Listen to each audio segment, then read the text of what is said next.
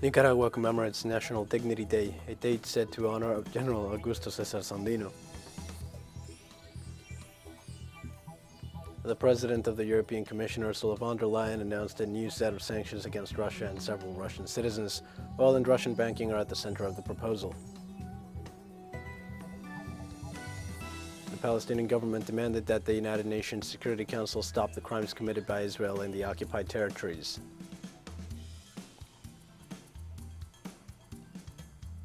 Hi, this is From the South. I am your news anchor, Diego Martin, from the Telstar studios in Havana. We begin with the news. This Wednesday, Nicaragua commemorates National Dignity Day, a date set to honor of General Augusto Cesar Sandino, who in 1927 thwarted a U.S. intervention in the Central American country. Speaking to the press, Vice President Rosario Murillo said throughout this Wednesday, there would be civic events to pay homage to the Nicaraguan people, their struggles, and its dignity. Such events also paid tribute to General Augusto Cesar Sandino, who on May 4, 1927, refused to lay down his weapons before intervening U.S. troops and, together with his army, defended national sovereignty. This date is regarded in Nicaragua as the day of the rescue of national dignity, and it was declared so by the unicameral parliament in 2019.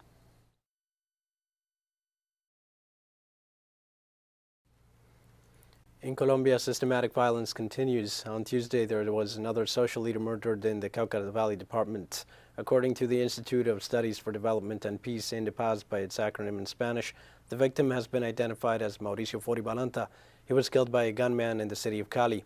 Balanta was a prominent social leader, member of the Joint Union of Workers and Public Employees of the Valley University, belonging to the Human Rights Committee of that organization. According to INDEPAZ, so far this year, 65 social leaders and human rights defenders have been murdered throughout the country.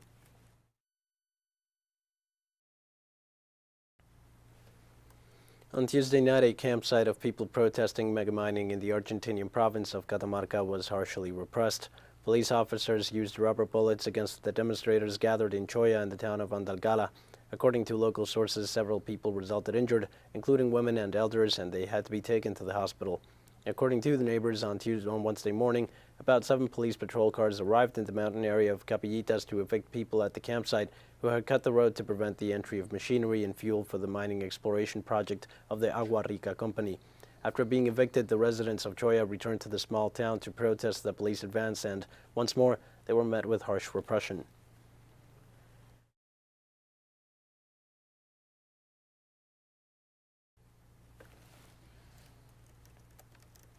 Dozens of people protested last night in front of the Agora Mall Square in the Dominican Republic to demand justice for the murder of David de los Santos, who would have been beaten in circumstances that have not yet been clarified while he was detained by the National Police in a detachment in the capital.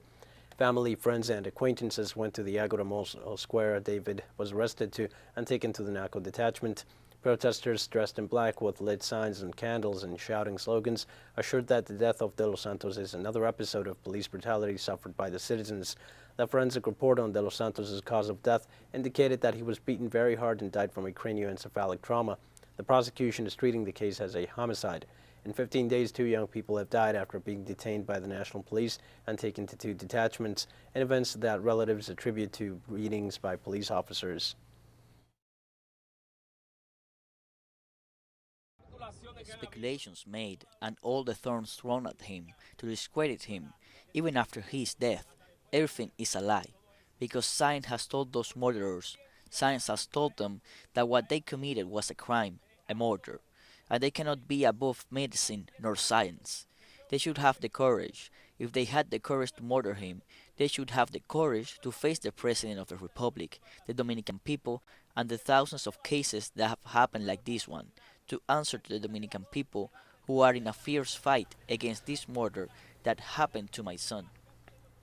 On Wednesday, Haitian armed groups seized 6 fuel trucks north of Port-au-Prince. Local media reported that several of the vehicles in question belonged to various oil companies of the Caribbean island. They also stated that the hijacking of oil distribution trucks has taken place on several occasions due to the fuel crisis, which has led to the shutdown of several gas stations in the capital and in neighboring cities. The incident occurred after a shipment of 287,000 barrels of gasoline and diesel to supply the local markets arrived in the country in recent days.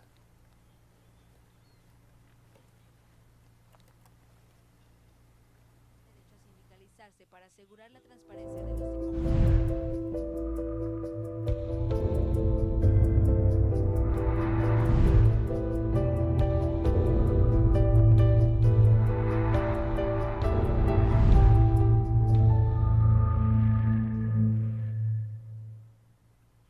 Cuba registered a decrease in the transmission of COVID-19 infections. Health authorities, however, maintained the strategy to fight the disease. According to the Minister of Health, Jose Angel Portal Miranda, infections decreased by 40.1% in comparison to March. During the meeting of the government's Special Working Group for the Prevention and Control of the Pandemic, which was attended by President Miguel Diaz-Canel, Cuban scientists and experts also analyzed the projected behavior of the pandemic. The Cuban executive congratulated their performance in light of the favorable data. However, health officials are not giving up in the face of the positive results, and scientists are evaluating the integrated surveillance system for antimicrobial resistance, a criteria endorsed by the WHO, which proposes that health priority should be to avoid the cross-border spread of diseases.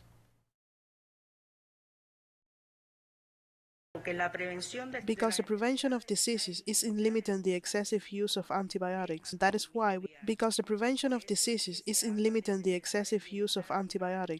why we talk about preserving animal welfare, preserving the hygienic conditions of food and water. It is about avoiding diseases in people as well as in animals. Shanghai is gearing up for work resumption as the metropolis gradually brings down the surging COVID-19 infections by taking all-inclusive responses with tenacity and resolution.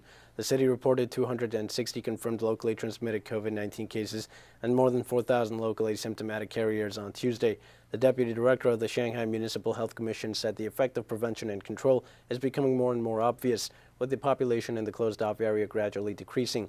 The city has showed courage and strength to tide over the pandemic adversities and starts to resume farming production amid tough battle against the virus, which has achieved phase success.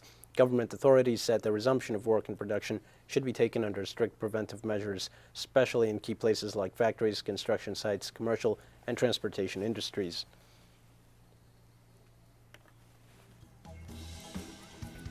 We're going to take a short break now. Please join us again after this.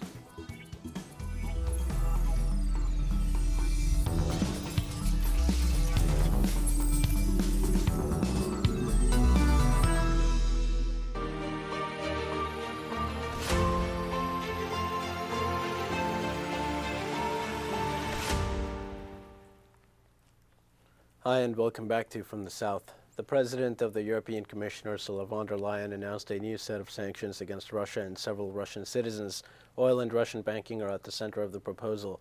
The new sanction package is made up of 4 groups. In the first block of sanctions are the alleged military and those responsible for the Bucha massacre. It is worth mentioning that no investigation of authorized organizations has concluded to determine if there was a massacre and who is responsible for it. In the second block, there are the banks. It proposes to remove them from the SWIFT system. The third block includes a ban on the European airwaves of 3 major Russian stations, and the fourth and last one, a ban on oil. The president recognizes that the latter will not be easy and calls for efforts to achieve the goal in an orderly manner. We finally de-SWIFT Sberbank. Sberbank is the largest Russian bank. It holds round about 37% of the whole banking sector. And we will also de-SWIFT 2 other major banks in Russia. By that, we hit banks that are systemically critical to the Russian financial system. Russian government authorities on Wednesday analyzed the impact of the new sanctions imposed by the European Union. At a press conference, the Kremlin press secretary Dmitry Peskov said Western countries are trying to harm Russia in any way by imposing sanctions that will become a double-edged sword. The government official also stated these sanctions only serve to punish the citizens of the European continent with unnecessary measures that will harm their quality of life and sovereignty. Peskov noted that Moscow is currently estimating the possible scenarios and events that could unfold in the country as a result of the new sanctions imposed on Russia by the European Commission.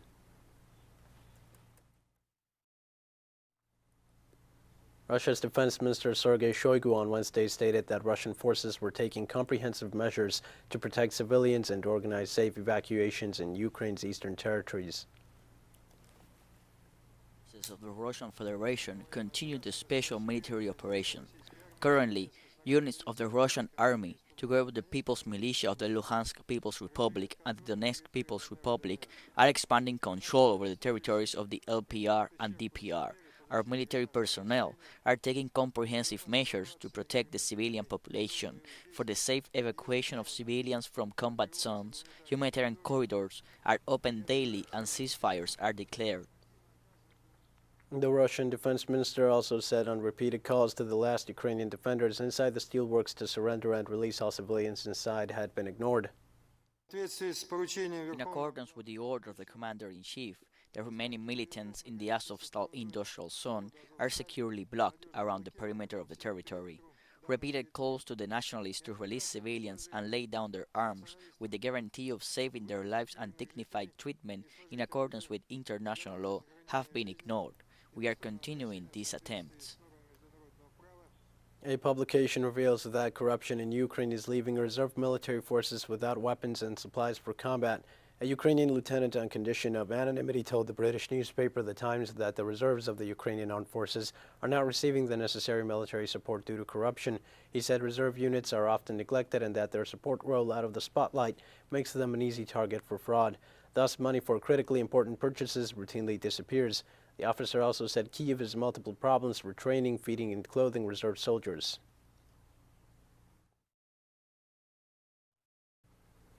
Ukraine's parliament passed a bill that prohibits the activities of political parties with a pro-Russian stance. A total of 330 lawmakers voted in favor of the legislation in the 450-seat parliament. The bill also provides for a ban on parties if their program, goals, or actions are aimed at presenting Russia's special military operation in Ukraine as an internal conflict, civil conflict, or civil war. The bill stated that a court will decide whether or not to proceed with the prohibition, and the process will be carried out in a simple and quick manner.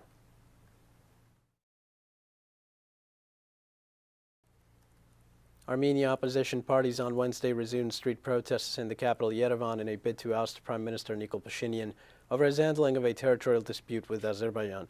Thousands of opposition supporters rallied daily since Sunday, briefly blocking streets in central Yerevan in a campaign to force Pashinyan to resign.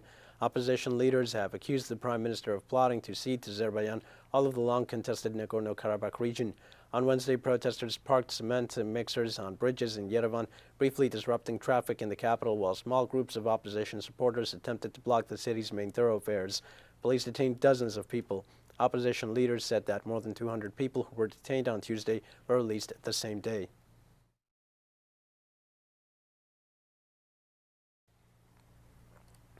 More than 1,000 demonstrators gathered at Foley Square in Lower Manhattan to protest the possibility of the United States Supreme Court overturning Roe v. Wade, which has guaranteed the right to abortion for nearly half a century in the country.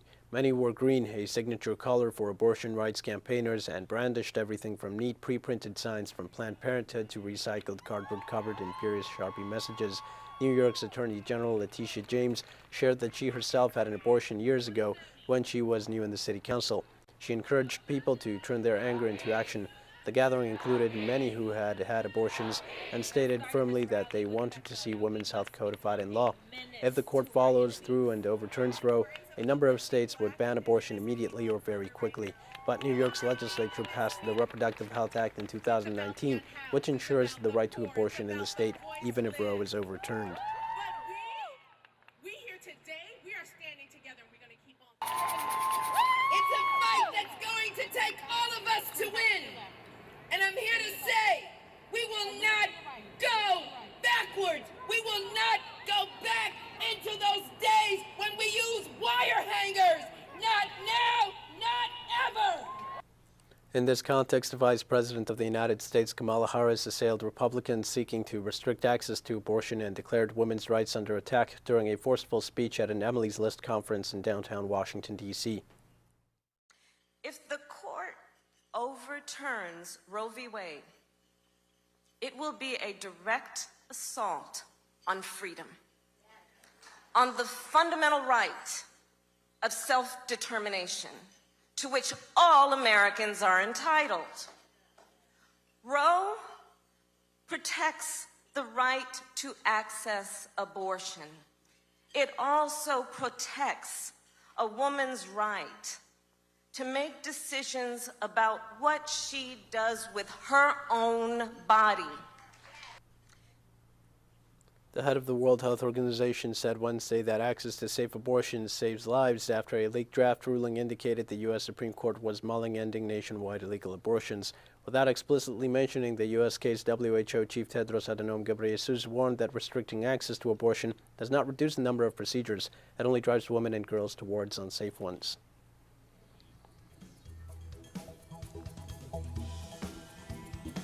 We have more news coming up after a final short break. Please stay with us.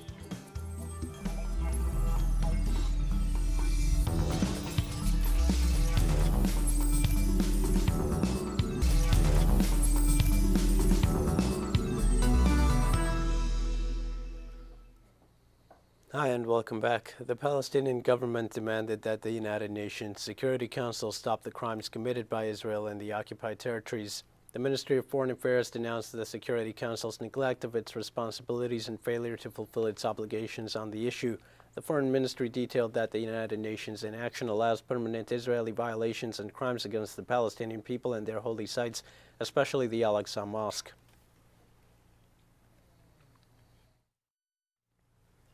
On Wednesday, United Nations warned about a historic record of extreme hunger in the world. According to the report by the Global Network Against Food Crises, more than 190 million people are in a situation of severe food insecurity globally. The report, endorsed by the United Nations and the European Union, states that more than 50 countries were in a very compromised situation in 2021. Compared to 2020, hunger increased by 40%. The experts draw particular attention to the cases of Ethiopia, Madagascar, South Sudan, and Yemen, whose situation has been described as catastrophic. World Food Program Director David Beasley said wars, climate change, the COVID-19 pandemic, and rising food and fuel prices are creating a perfect storm. The European Commissioner for International Partnerships warned that global food security is in danger. The experts who wrote the report say it is an unprecedented situation since records have been kept.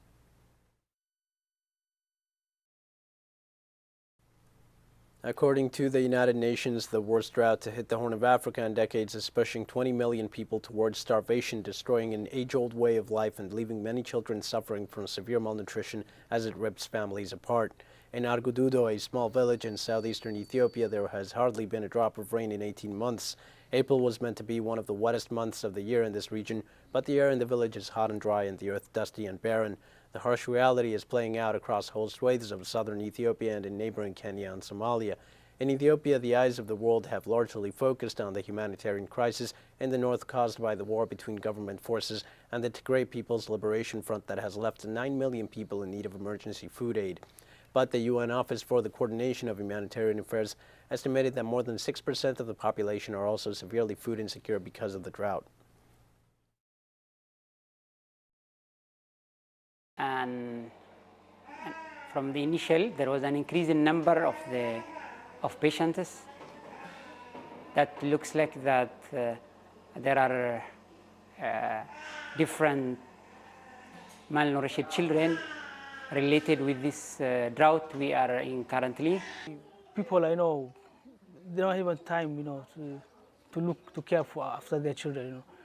You find a mother, staying with a sick child who cannot take her to the hospital or to a nearby health center because, the other needs are such overwhelming that, even she forgets the needs of her children. During a visit to northeastern Nigeria on Tuesday, United Nations Secretary General Antonio Guterres visited the Gubbio camp for internally displaced refugees in Maiduguri. Guterres visited the site to assess the security situation in Borno State affected by ongoing insurgent violence in the northeast. At a press conference, Guterres said that efforts must be made to create the necessary security conditions and economic conditions as well for a safe and dignified return home of the refugees. As part of his Ramadan Solidarity Tour of Africa, which wrapped up in Nigeria, Guterres had previously visited Senegal and Niger, countries that make up the Sahel Belt, which is particularly affected by terrorism, poverty, and climate change. Of course the conditions are not good. And that is why it is so wise, the policy to say, let's do what we have to do about humanitarian support to these camps, but let's try to find a solution for people. Yes, solution is to create the conditions, the security conditions, the development conditions, for them to be able to go back home in safety and dignity. The Burundian army confirmed the attack on an African Union base in Somalia by Al-Shabaab militants on its Twitter account. The Burundian army indicated in a press release that 10 Burundian peacekeepers were killed in the attack, 25 soldiers resulted injured, and 5 are missing, while 20 Al-Shabaab militants were killed. It was the first attack on a peacekeeping base since the African Union transition mission in Somalia replaced the previous Amazon force on April 1st. Military officials said AU forces sent in helicopter gunships after the pre-dawn attack on a camp housing Burundian troops near Sel Baraf, a village 160 kilometers or so northeast of the capital, Mogadishu.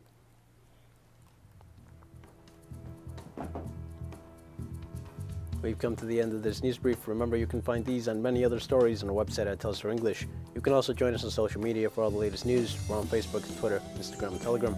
For Telstar English, I am Dio Martin. Thank you for watching.